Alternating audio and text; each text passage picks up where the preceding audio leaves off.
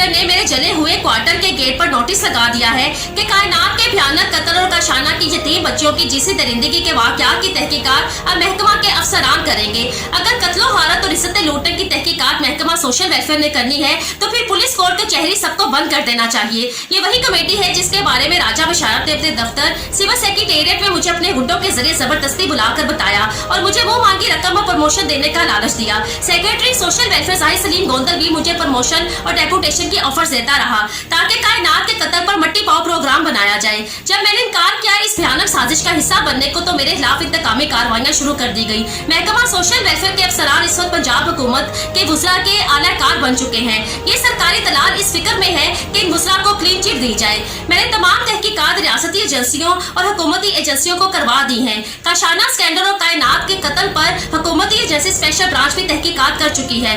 25 नवंबर 2019 से ही मैं महकमा सोशल वेलफेयर के इन सरकारी दलालों के बारे में रियासती अदारों को बाकायदा तौर पर तहरीरी तौर पर आगाह कर रही हूँ।